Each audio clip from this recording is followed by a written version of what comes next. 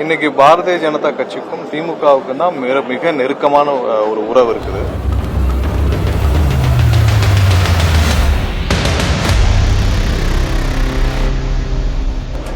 இதுவரை தமிழக அரசுல இருந்து கடந்த வாரம் ஒன்றிய இடி சார்பா ஒரு சில பேர் மீது நடவடிக்கை எடுக்க வேண்டும் என்று கேட்டிருந்தார். பல மாதங்களாக கேட்கப்பட்டது.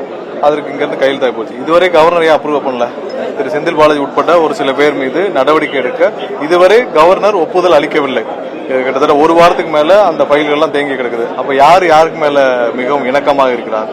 கவர்னரும் திமுகவும் பாரதிய ஜனதா கட்சியும் ஒன்றாக இருக்கிறார்கள். இது பாரதிய ஜனதா கட்சியுடைய அனைத்து மறைமுக முகமாக திமுக இங்க இருக்கிறது. திமுக இங்க அவர்களை பின்னாட்டிலிருந்து எல்லாத்தையும் செய்ய வைப்பதே பாரதிய ஜனதா கட்சி தான்.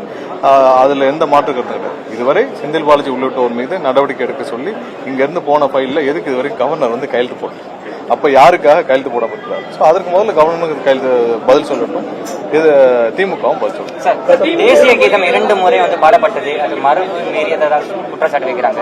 இல்ல, அது அவங்களுடைய கான்ஸ்டிடியூஷன்ல கொடுத்திருக்காங்க. ஒன்றிய அரசோட வலியுறுத்தல். நம்ம வந்தே மாதத்தை எடுத்திருக்கோம். தேசிய கீதம் ஒரு 2 தடவை பாருனாலும் ஒன்னும் தப்பு இல்லை. அதனால நமக்கு எந்த பாதிப்பும் இல்லை. தேசிய கீதம் ஒன்றிய அரசுடைய என்ன வலியுறுத்தினாங்களோ அதுல நம்ம வந்தே மாதத்தை எடுத்திருக்கோம். தமிழ் தாய் வாழ்த்துக்கு முன்னுரிமை கொடுக்கிறோம். தேசிய கீதம் 2 முறை ஒழிக்கப்பட்டதால் நமக்கு எந்த பாதிப்பும் இல்லை. நம்ம வந்தே மாதத்தை எடுத்துக்கிட்டு தமிழ் தாய் வாழ்த்துக்கு முன்னுரிமை கொடுக்கிறோம்.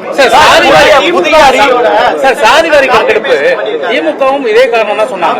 மத்திய அரசு எடுக்கணும், அதே காரணம் தமிழக வெற்றி கழகம் சொல்றாங்க. இது என்ன வேறுபாடு இருக்கு? இல்ல, ஒரு சில விஷயங்களை அந்தந்த ஒன்றிய அரசு அவங்கதான் இப்ப ஆதாரோட டேட்டா கம்ப்ளீட்டா என்ன இருந்தாலும் இது ஒன்றிய அரசோட ஒரே டேட்டாவை மெயின்டைன் ஆச்சுன்னா நல்லா இருக்கும். ஏன்னா இந்த ஆதார் கார்டு முழு டேட்டா அவங்க தான் வச்சிருக்காங்க. சோ அவங்க நாங்களே கணக்கெடுத்துக்கிறோம் சொல்லி முன்னாடி சொல்லியிருக்காங்க. சோ 2 வேலை ஒருத்தர் 2 வேலை செய்யக்கூடாது. ஏன்னா அதே நேரத்தில் இதில் அவங்க எடுக்கிறத நம்ம ஆய்வு செய்யலாம், அவங்க கரெக்டா பண்ணிருக்காங்களான்னு சொல்லிட்டு. சோ அதுதான் சரியாக இருக்கும். ஏன்னா 2 பேரும் ஒரே வேலையை செய்து முடிக்க முடியாது. நான் சரியாக இருக்காது.